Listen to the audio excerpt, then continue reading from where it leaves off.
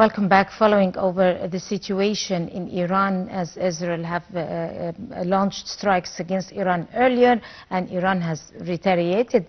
Following up over the situation there, we're very delighted to be having with us over the phone His Excellency Ambassador Hussein Haridi, former Assistant Foreign Minister. Good morning, Ambassador Haridi. Good morning, madam. How are you doing, sir? So, again, another escalation at a very critical time, but in Iran this time. So brief us on the latest from your own assessment and perception. Those strikes that were launched against Iran, followed by a retaliation yesterday night on Tel Aviv. So if you could give us a brief over the happenings, the latest happenings there. Well, first of all, what has been going on from early last Friday till today, and I'm afraid to say maybe for weeks ahead of us, is not a surprise. The second thing is that Israel, and particularly the government that was headed by Mr. Netanyahu, starting back May 1996, when he, for the first time, he was elected Prime Minister of Israel. From that day onwards, Mr. Netanyahu himself made two promises for the Likud party and for the Israeli public opinion. The first one is that no Palestinian state would ever be established under his rule. And the second thing is that Iran would never possess a nuclear bomb. As far as the second point is concerned, whether Iran really plans to manufacture atomic weapons remains to be discussed, and of course, it would remain a highly controversial question. But however, Mr. Netanyahu always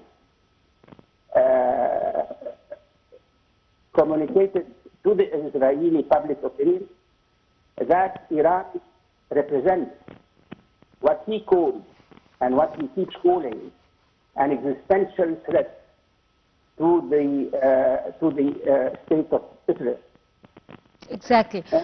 And he was preparing. He was always there. And I remember that he had gone to the joint sessions of Congress back in March 2015 and warned American lawmakers against any deal with Iran. And that was the Obama administration. And then last July, he was invited by the Speaker of the House, Mr. Johnson, Mike Johnson, to address a joint session of Congress in last July, and he repeated the same warning and he represented his country as part of the good in the world against evil, and that the war that Israel is launching is the war of what he called wrongly the war of civilization. Anyhow, now he is using war as an instrument to remain in power. Exactly. What we are witnessing has nothing to do that Iran was, as I said yesterday in Israel, was about to manufacture 15 atomic bombs. Exactly, and this is what I was going to touch on, exactly this exact point.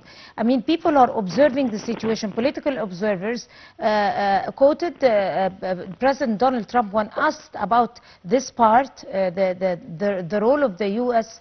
in this particular part of Iran. They said they are abstaining, they're not sharing in the strikes and everything, but they are concerned about the existential threat towards Israel by owning and manufacturing uranium facilities and nuclear bombs and everything. while Israel is doing the same exact thing at the same time. Why? I mean, observers are asking the question that raises itself: why, from a U.S. concern or a U.S. perspective and international community perspective like the United Nations, why is it okay for Israel to manufacture nuclear facilities and own nuclear facilities, and it's banned for other countries? I mean, why isn't it the same thing? It's an existential threat for Israel to own nuclear facilities inside the region. And it's not okay for Iran? First of all, the United States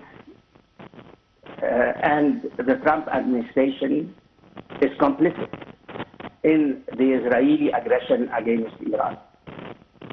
Whatever the claims either by the United States President, Mr. Donald Trump, or the senior officials of the Trump administration. And to prove that, I would draw your attention to the tweet that President Trump wrote yesterday. It's a long one, and it's full of threats to Iran.